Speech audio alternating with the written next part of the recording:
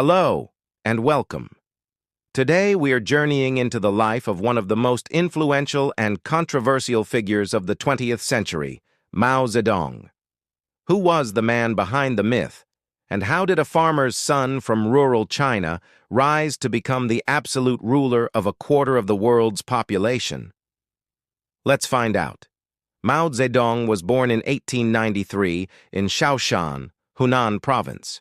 His early years were shaped by a rapidly changing China. The Qing dynasty was crumbling, and the nation was grappling with foreign influence and internal strife.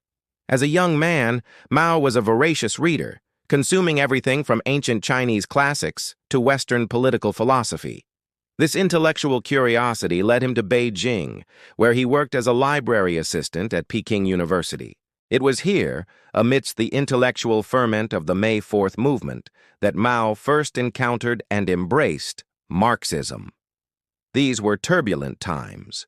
Warlords carved up the country, and the newly formed Republic of China struggled for control. In 1921, Mao was one of the founding members of the Communist Party of China. Initially, the Communists allied with the more powerful Nationalist Party, the Kuomintang, led by Chiang Kai-shek. However, this alliance was fragile.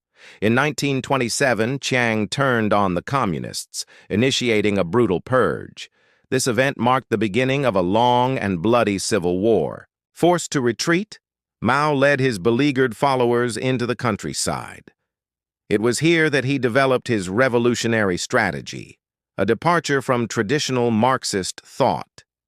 Instead of relying on the urban working class, Mao believed China's revolution would be won by mobilizing its vast peasant population.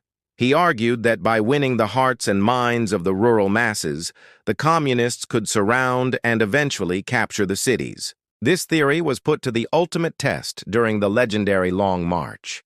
Beginning in 1934, the Long March was a massive military retreat to evade the pursuing nationalist forces. Over a year, Mao and his Red Army trekked some 6,000 miles through treacherous terrain. Of the roughly 86,000 who started, only a fraction survived.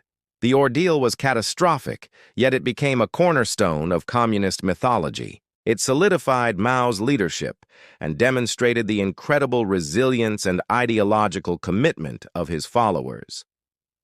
The survivors who reached the new base in Yan'an formed the dedicated core of the party that would eventually conquer China. The Chinese Civil War was paused by an uneasy truce when Japan launched a full-scale invasion in 1937. During World War II, both the Communists and Nationalists fought the Japanese, but they also fought to position themselves for the inevitable showdown. The Communists, skilled in guerrilla warfare, expanded their influence in the countryside, while the nationalist government was weakened by the Long War. When the Japanese surrendered in 1945, the Civil War resumed with renewed intensity. Against many predictions, Mao's forces, buoyed by popular support from peasants, promised land reform and tired of nationalist corruption, achieved a decisive victory. In 1949, Chiang Kai-shek and his government fled to Taiwan. On October 1st of that year, standing atop the Gate of Heavenly Peace in Beijing, Mao Zedong proclaimed the founding of the People's Republic of China. A new era had begun. Once in power, Mao launched a series of ambitious campaigns to transform Chinese society. Early reforms focused on land redistribution, giving land to millions of peasants and promoting literacy and public health. A new marriage law granted women more rights. However, these changes were often implemented with force. Campaigns against counter-revolutionaries led to mass persecutions and executions. Mao's China was a one-party state where dissent was not tolerated. In 1958, Mao launched the Great Leap Forward, a radical economic campaign designed to rapidly industrialize China and catch up with the West in just a few years.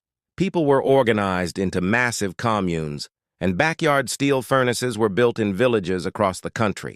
The policy was a catastrophic failure. Unrealistic production targets, coupled with poor weather, led to one of the worst famines in human history. It's estimated that tens of millions of people died from starvation. The disaster was a huge blow to Mao's prestige within the party. Feeling his power wane, Mao launched the Great Proletarian Cultural Revolution in 1966 to reassert his authority and purge the party of his rivals. He unleashed the youth of China, organized into paramilitary groups known as the Red Guards, to bombard the headquarters and attack the four olds: old customs, old culture, old habits, and old ideas. The result was a decade of chaos and violence. Schools were closed, ancient temples were destroyed, and millions of people, particularly intellectuals and party officials, were persecuted, publicly humiliated, or killed. The country was plunged into a state of civil strife that only ended with Mao's death. On the international stage, Mao's reign was equally transformative. From the Korean War to supporting revolutionary movements worldwide, China projected a new, assertive power. Yet, perhaps his most surprising move came in 1972, when he hosted U.S. President Richard Nixon in Beijing.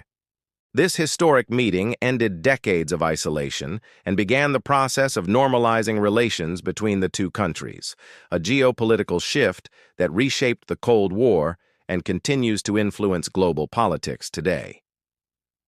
Mao Zedong died on September 9, 1976. His legacy is profoundly complex and fiercely debated. In China, the official party line declares him to be 70% good, 30% bad. He is revered as the great revolutionary who unified a fractured nation, ended a century of humiliation at the hands of foreign powers, and laid the foundation for China's rise as a global power. His portrait still hangs over Tiananmen Square, and his face is on every yuan banknote. However, for millions, he is remembered as a ruthless dictator whose radical policies led to immense suffering and the deaths of tens of millions of his own people through famine, persecution, and political chaos. He is a figure who embodies the immense potential and devastating perils of revolutionary fervor and absolute power. Understanding Mao is not about finding a simple verdict of good or evil. It's about grappling with the contradictions of a man who was both a nation builder and a destroyer, a poet and a tyrant, a figure whose actions irrevocably shaped the world we live in today.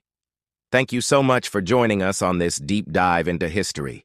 If you found this video insightful, please give it a thumbs up and consider subscribing for more content like this. We'd love to hear your thoughts in the comments below. Until next time.